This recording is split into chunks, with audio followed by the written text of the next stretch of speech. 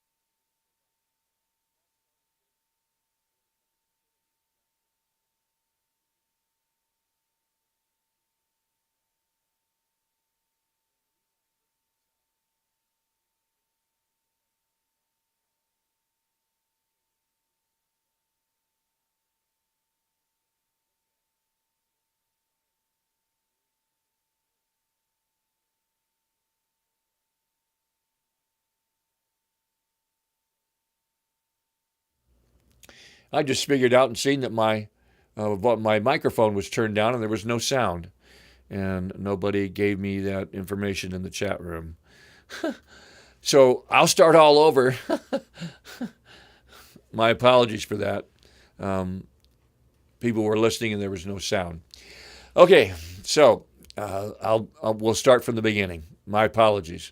I looked over and when you start running this thing and you're running the production side of the video and you got the sound over here, you have a tendency to kind of forget sometimes. So my apologies.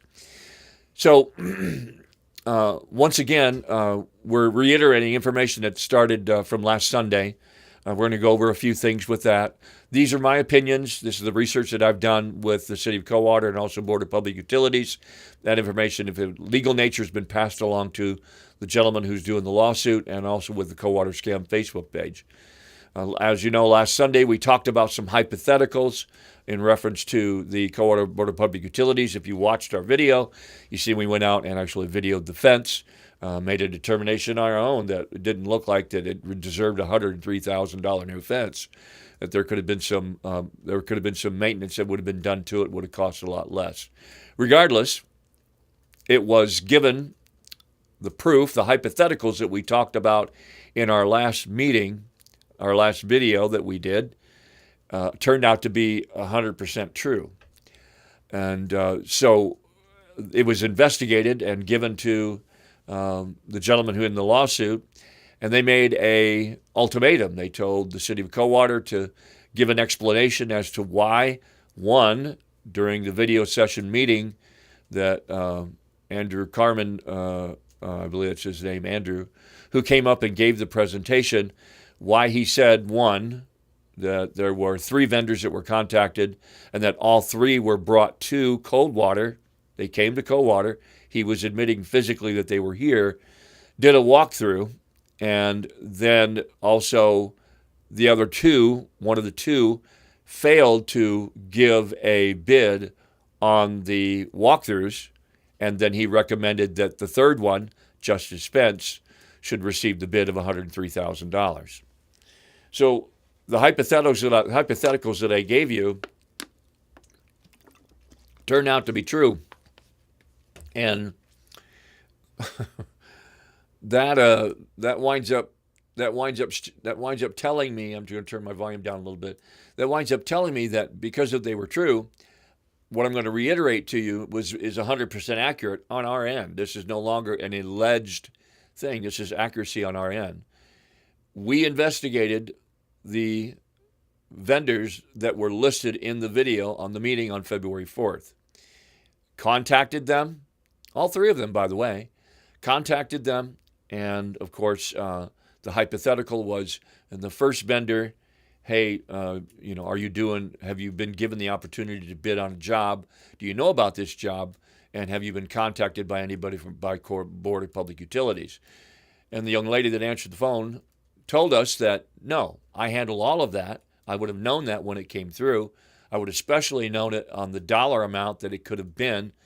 And our salesman would have known it, but just in case I may have forgot, let's talk to our salesman. And the salesman confirmed, so with your Superior Fence, no, they were never contacted. The third vendor, the RNC out of Fort Wayne, it was given him the opportunity to watch the video.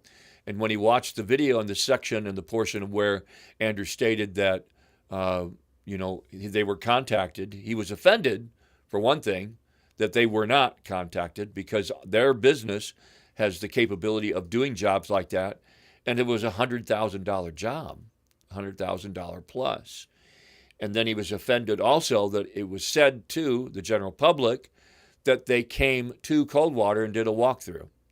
Now, I did a little bit further investigating and found out that there are some Michigan compiled laws and statutes under the governing of municipalities and also city governments where if you give a bid as a municipality and or as a city government, if you give a bid to a contractor and you rescind that bid, the contractor has the right to sue you under certain conditions.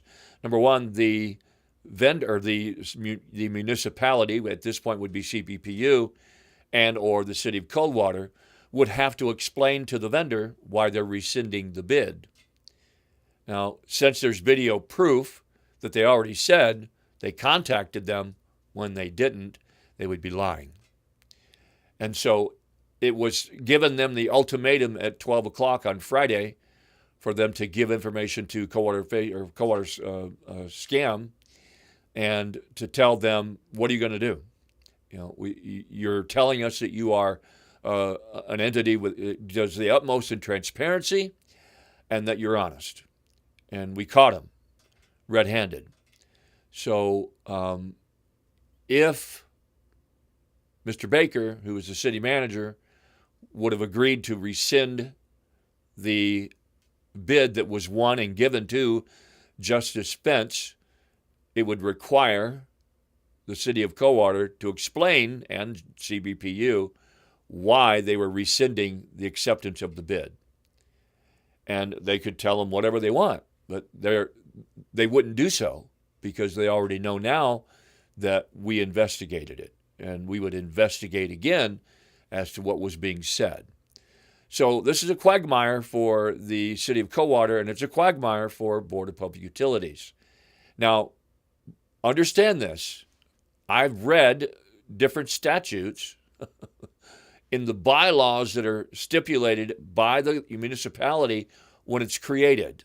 So this would be Board of Public Utilities and also the city of Coldwater. And these bylaws that are created would allow them not to be sued in reference to their actions. Now, it depends on what those actions are.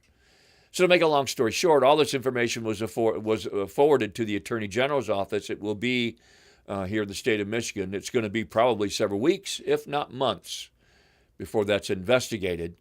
And so I guess if I was Board of Public Utilities and I was the city of Coldwater, I'd be sitting around like that waiting to see what the heck's going to go on with that and see whether or not the Attorney General finds that there was evidence to prove that the public was lied to and that the bid was awarded to Justice Spence. And then that brings up the question as to why would Justice Spence be awarded the bid and why we were lied to about the other two. I can make some alleged statements here and that, but I'll just let you make your own decisions, come to your own conclusions with that. Please be careful about publishing anything like that on Facebook or any social media. You can discuss it amongst yourself. And if you do publish things, make sure that you always use the word alleged, because that way that frees you from being liable through defamation of character if something turns out to be correct on the side of a defendant. So it was alleged that this happened.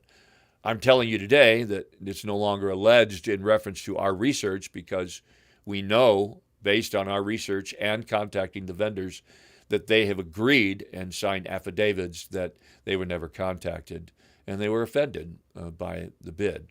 All right, so I'm going to get right back to this part here on the screen. How much do I make?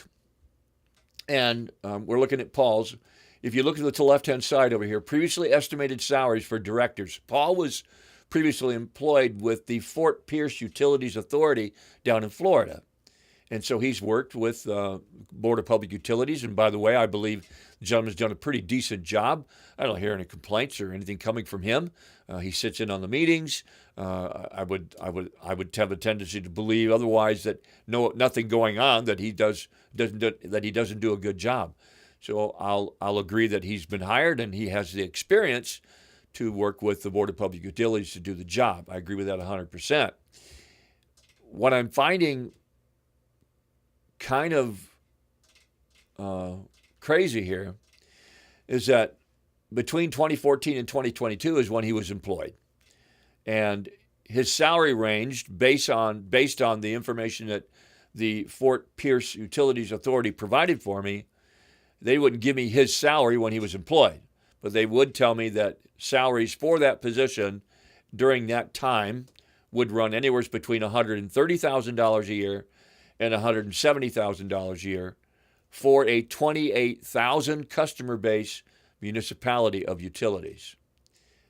Now, Paul came to work, got hired won the job and come to work for Board of Public Utilities here in Coldwater. Down at the bottom, his salary is listed to be $160,000 a year plus. Now, the plus means that there might be some benefits that are there through the city of Coldwater. I don't know exactly what they are. I read that there is a retirement plan now for city of Coldwater employees and also for Board of Public Utility employees, that a base of, they're allowed to contribute. I might be corrected if I'm wrong on this, but they're allowed to contribute up to 16% of their paycheck through deduction, and that the Board of Public Utilities or the city of Coldwater, whoever contributes to it, more than likely Board of Public Utilities, would match that 16%. So that means if I'm making $100,000 a year and I put in $16,000, which would be 16% over a course of a year into my retirement fund, I'm going to get $16,000 added to it for a total of $32,000. That's a pretty good darn deal. That's a good deal. Where I have some questions, and that I'm asking myself, why did the city of Coldwater give the gentleman roughly the same salary that he was making with a utility base of nearly 4 times less? Actually, more than 4 times less. And so that, in my opinion, would have been a bad decision to pay someone that much. Now, maybe Paul negotiated that with a Board of Public Utilities and the city, or between both, and maybe he negotiated that and they were willing to pay it. And that's up to the employer to do so. If you do some research do your own research on some of the employment of the folks that work at Board of Public Utilities, you will see that they're paid fairly well. They have job offers going on right now in the Board of Public Utilities for a journeyman lineman and a marketing person. The marketing person has to have a 4-year degree, between $55,000 and $70,000 to start. And so if you're interested in going to work for the Board of Public Utilities and you've got a 4-year college degree and you'd like to jump on board with this, I would submit your resume. Last week, I also had a couple of people contact me through Messenger on Facebook, and one comment was made also. A young lady said that the fire was lit underneath her and that she is going to definitely run for city council. Once again, as I stated then and I'm stating now, if you want to change any of the policies that are available to change here in our city, you have to run. You have to be voted in, and you have to be part of the city council. And also, if you have the ability and the intelligence that you'd like to be the city mayor. City mayor's paid very well. And so it might take a 2 or a 4-year college degree to do that. It might not. Just depends on your experience that you might have with dealing with municipalities and or dealing with city officials and being the mayor of the town. It's more of a PR job than anything. But I would suggest strongly that if you want to change policy and you want to get a group of people in the city council that will help change that policy, you got to get voted in. And so there's strength in numbers. Now, when it was changed, I'm sure most of you know that it was changed for the city council members, gave themselves, as it appears, an additional year or two to be voted out of office because they wanted to align themselves with the 2028 elections. It was a federal election.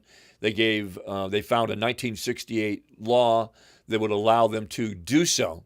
Now, it's an ordinance when it's written and it can't be changed. It's a resolution when it's written and it can be. This was a resolution. And so a resolution can be challenged by anyone, citizens and within the city of Coldwater.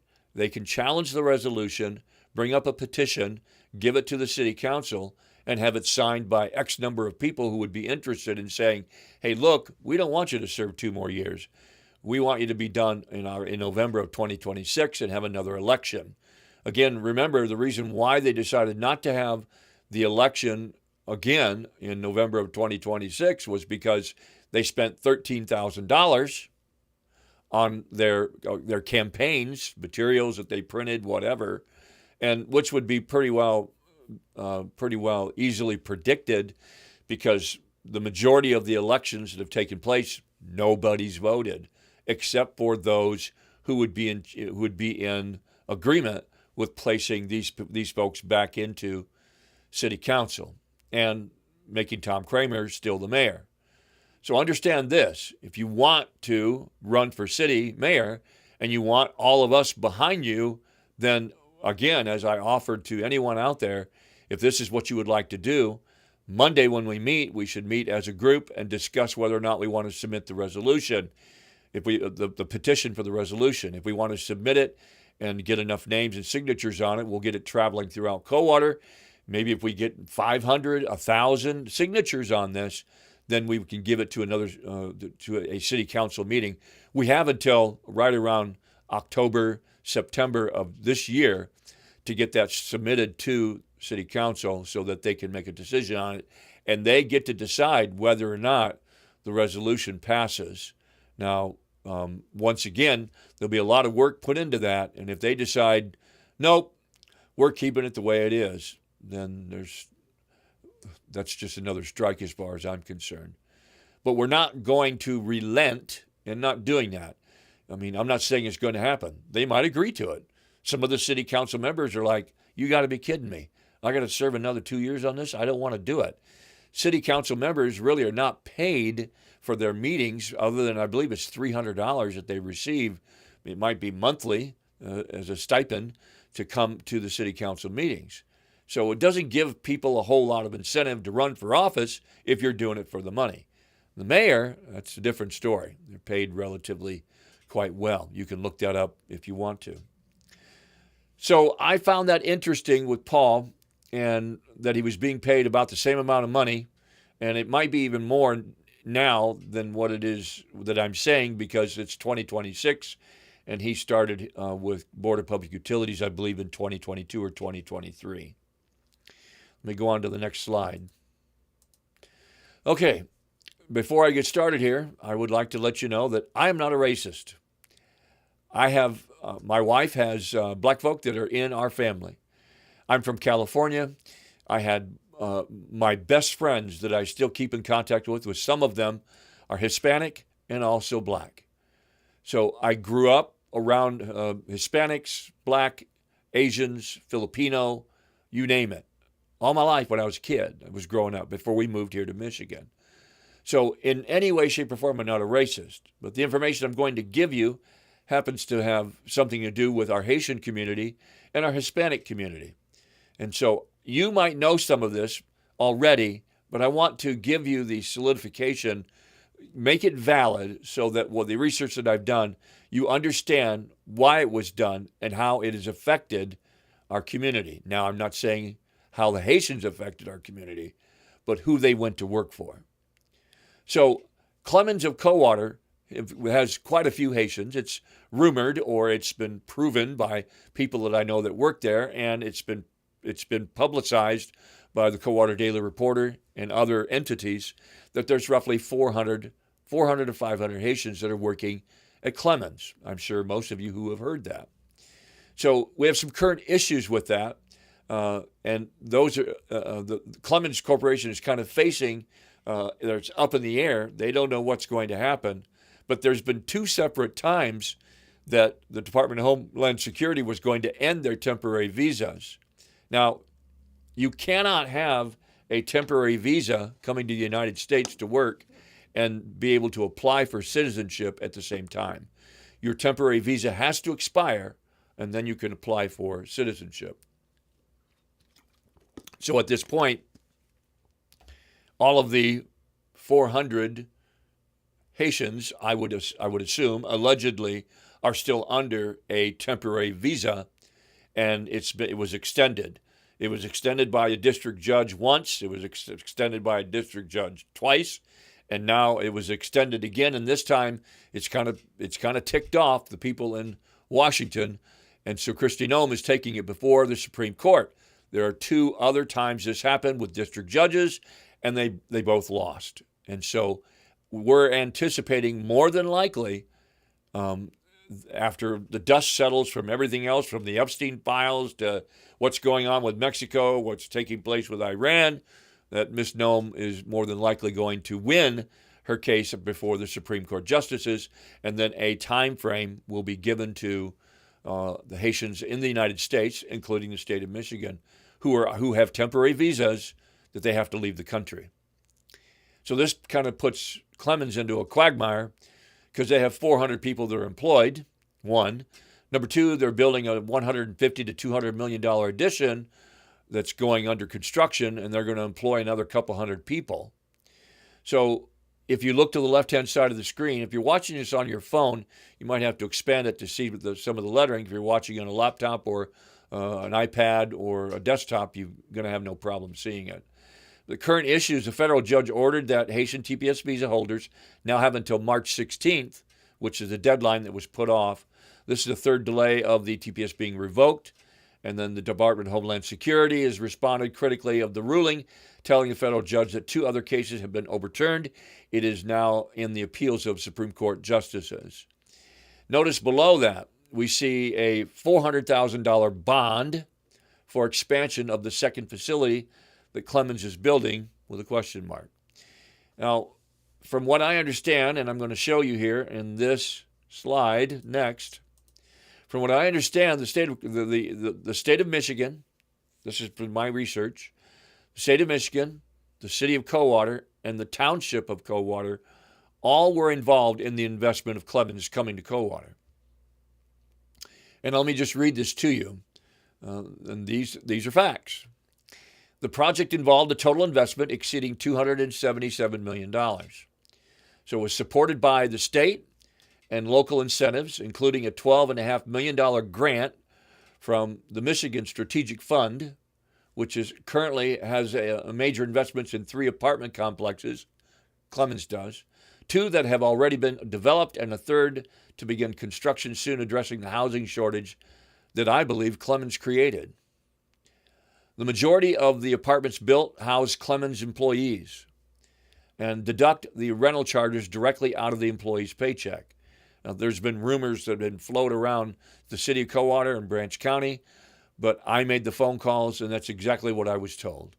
That if you work for Clemens and you first come to town, and if you're a Haitian or a Hispanic who has claimed asylum, and you're here on a temporary visa, you are housed at the Red Roof Inn.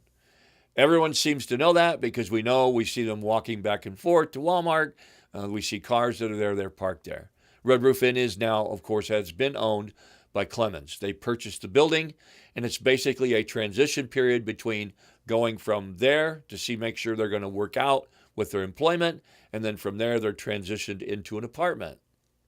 Now, I'm not saying that all of the employees at Clemens live at these apartments, but a lot of them do.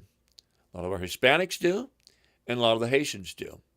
And so it created a dilemma in the housing market here in our city and in our county. Now, that dilemma that was created is the fact that, number one, we didn't have any new construction going on but those apartments here in Coldwater. We have other apartment communities. We have one that's now expanding, and we have other apartment communities. But you folks know firsthand, we see stuff, people posting all the time. Do you know of any apartments I can get into? It's too expensive where I'm at. I'm getting evicted where I'm at. Do you have any apartments? Do you know where I can get into $600-700 a month? I mean, good luck. There's hardly nothing that's available here. I know a person who's more than likely watching tonight. She's an excellent landlord, and she's got a property over in Quincy, Michigan. She keeps the best people that she can in there that are employed, and she keeps her rates relatively under what you would find that I'm going to talk to you about with Clemens. She keeps her rates under that amount. And some of you may know her. I'm not going to say her name because I don't have permission to do so. I've known her for all my life, since I was about 17, 18 years old. So, excellent landlord, and it's got an excellent piece of property too. And if those of you who who I'm talking about, she does a really good job at this apartment. She also volunteers here locally for the center that's out there on where Laurel's is, and if you go on down the road there, it's gosh, I forget the name of it. I'm drawing a blank, but she volunteers out there, volunteers at several other things here in the community. Anyway,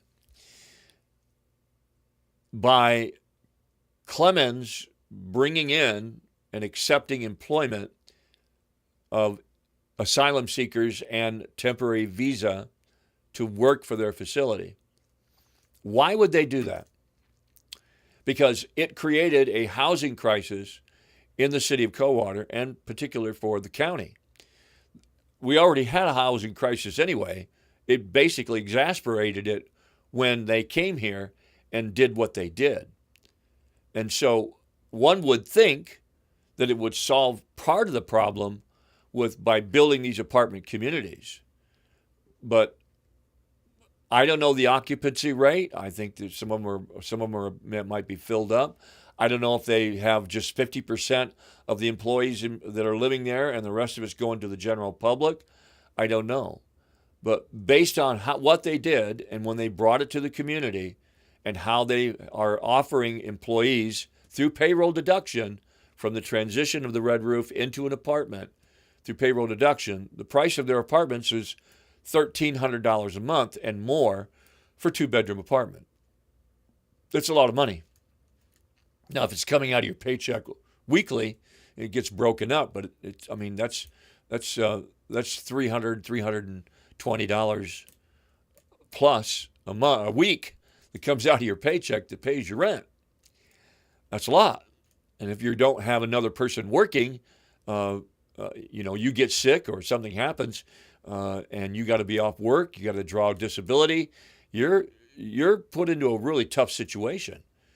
Now, that affects the people that are employed by Clemens, but the benefit of Clemens coming to the city of Coldwater didn't really help us as citizens who already are working and living somewhere else out.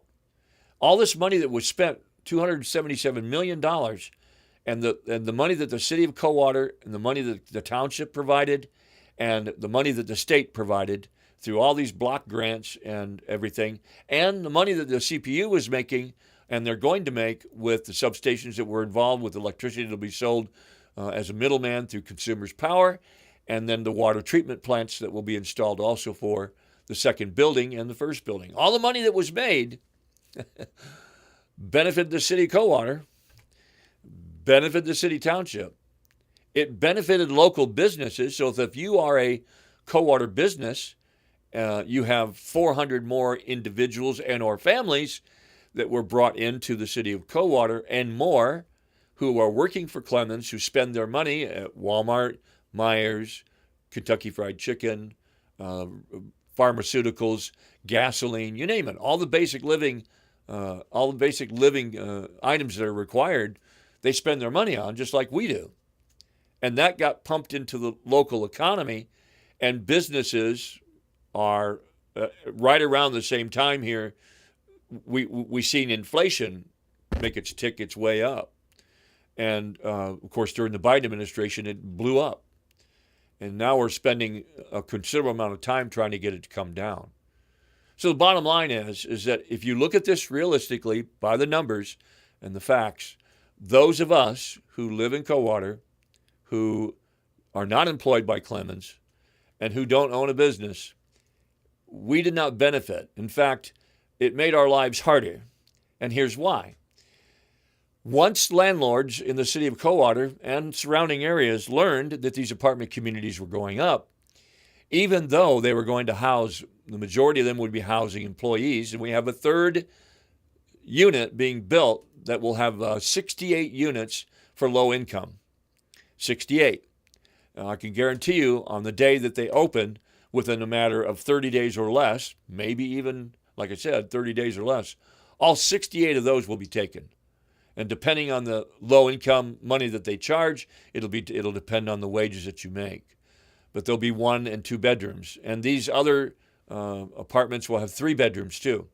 Now, I can guarantee you that out of these 3 units, the ones that are 3 bedrooms are going to be anywhere between $1,600 to $1,700 a month. It's a lot. That's a lot for 2 families. So what happened is that Clemens indirectly caused our rentals to go up with other landlords.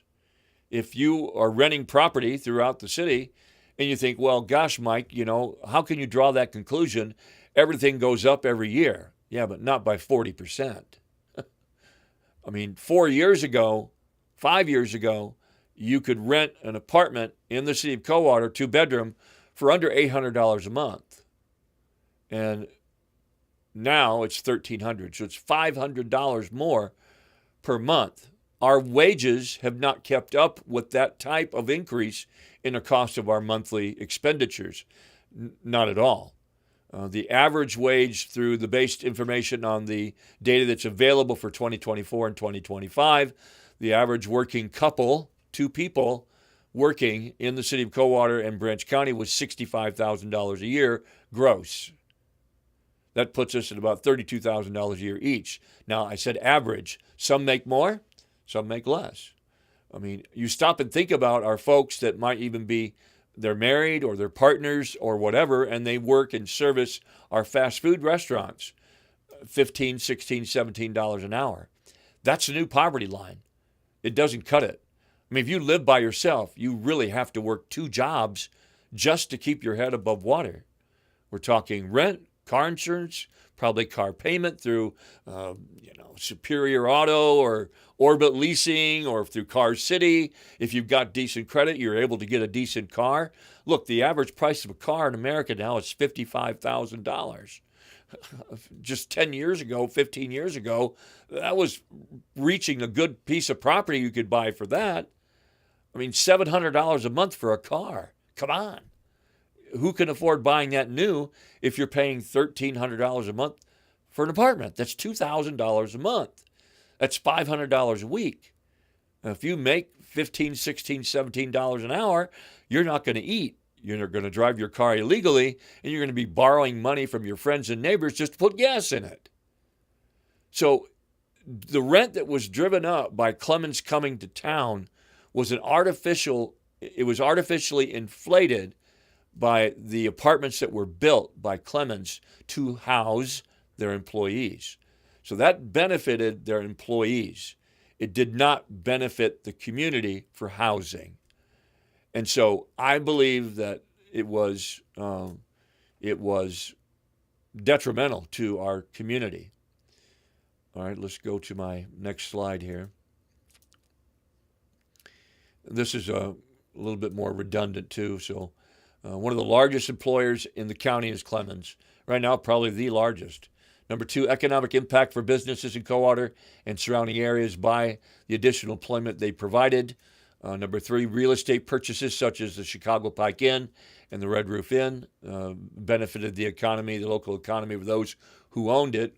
Additional electric substations that produce revenue for the power sold to Clemens by the city of Coldwater and or Coldwater Township.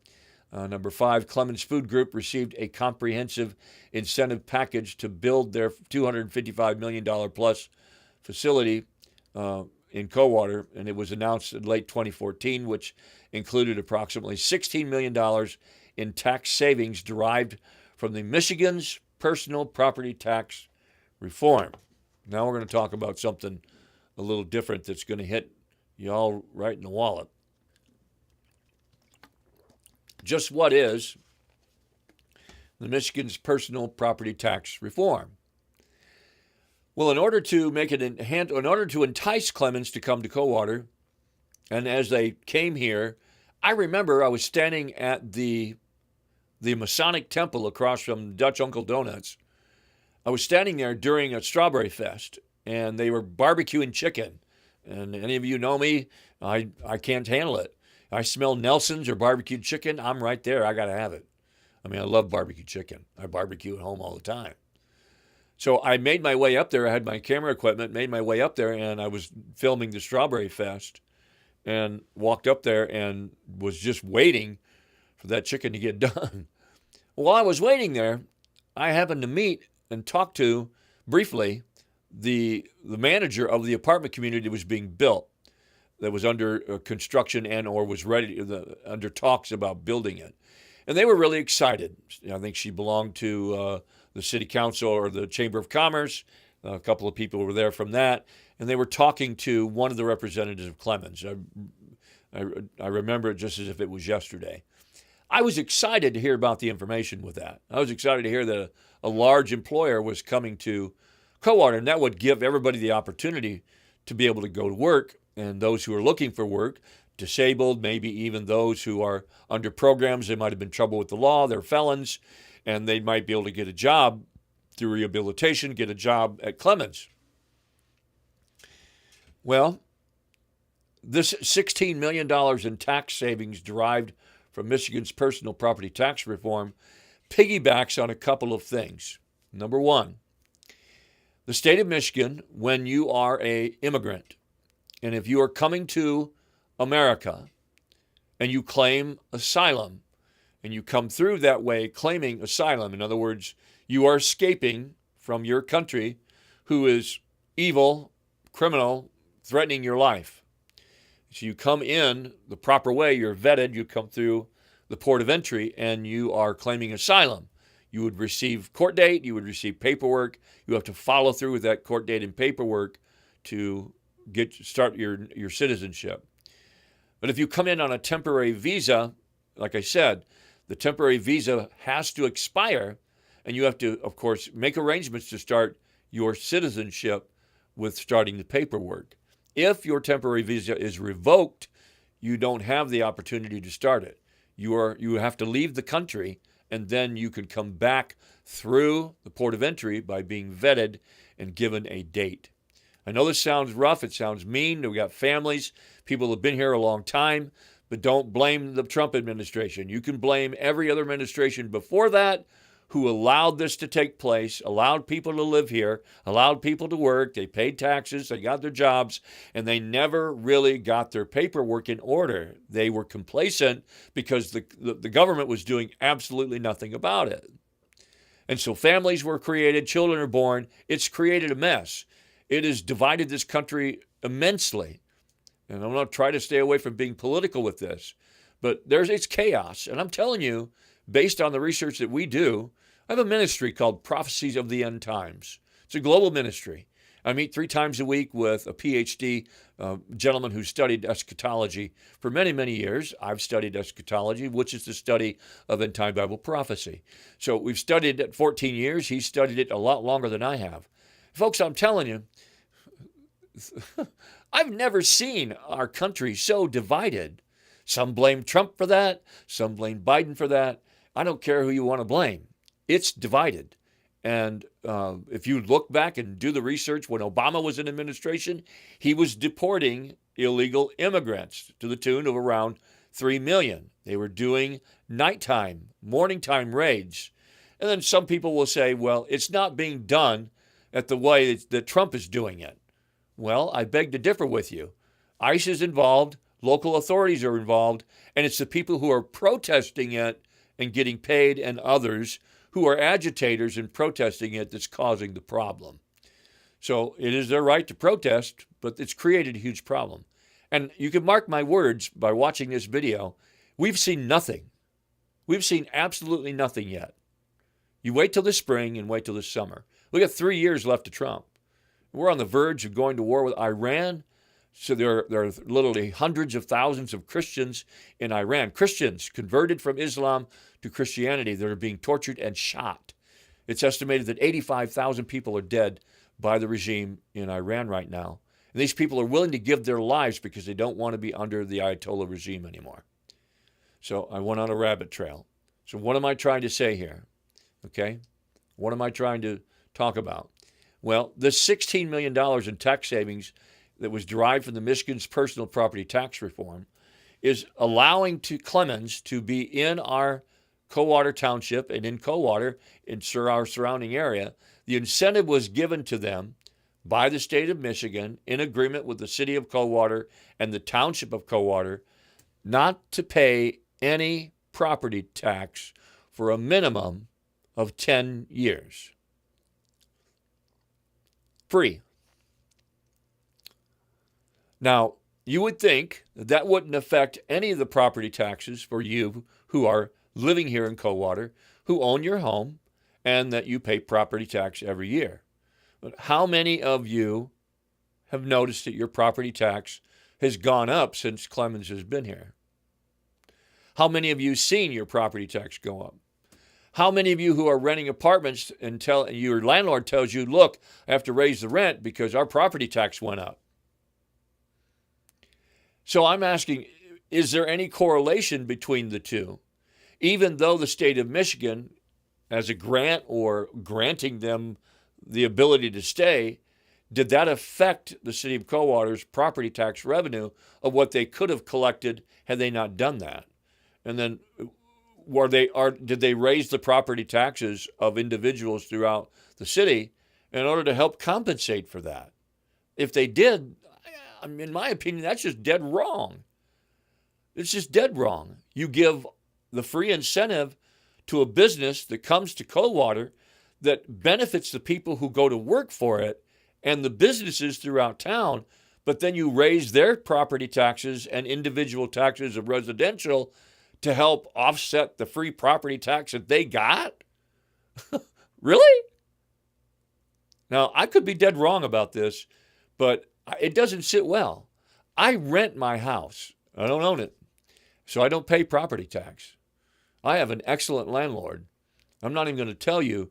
I won't tell you who my landlord is. I mean, she's a beautiful person. She's very fair with renting her properties. I have an excellent landlord. Missy and I both do. We've been with her for as long as we've been married, and it's going on 15 years. So, and I just don't own. I wouldn't own. I'm 67 years old. I wouldn't own. So it's too late for me to own. So I really have to rent. But based on our income and what we have, retirement, we got Social Security. My wife still works, but she'll be retiring here relatively soon too. So we have to have our income budgeted to meet our rent and our groceries, food, just the two of us. But man, I got a ton of grandkids and I got 5 daughters, and things happen. Cars break down, kids need to borrow money, da-da-da-da-da. You all have been there. So the bottom line is that we've seen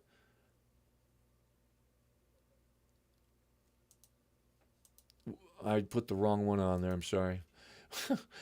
We've seen property taxes go up. And I know that some of you can probably attest or give a witness to that your property tax has gone up a lot. And you're paying between, from the time of 2022 to 2026, you may be paying somewhere between $300 and $400 or $500 more per year for your property tax. So these are things that can be brought to the attention of City Council and also the Board of Public Utilities. This is an easy way of being able to do it. Once again, with that meeting on Monday at 5:30, City Council on the Board of Public Utilities website and also on the city Coldwater City Government's website, they will publish a link to the articles of things that they'll be discussing. So that way you're not blindsided going into the meeting and you hear about what they're going to do and they vote on something and they all agree with it and nobody dissents from the audience or from the community. You'll be given the opportunity to go up to a podium and speak your mind. It could be about anything that you want to talk about that's happened previously. It could be something that you are as a concerned citizen about. Our schooling system, teachers, the fire department, complaints about police officers. Whatever you've got to complain about and or are concerned with, it gives you an opportunity to go to the podium and express that to the City Council. Now, again, I'm hoping that we have a large number of people that show. Some of you who wish to do that, have your things prepared. Now, if you're thinking about asking questions, think about what those questions will be tonight and get yourself prepared about what it is that you want to ask and research what's been done about it. And that way you're not looking like, people are afraid. Some people hate speaking in public. You'll be videotaped, of course. Some people hate speaking in public. They don't like to voice their opinion.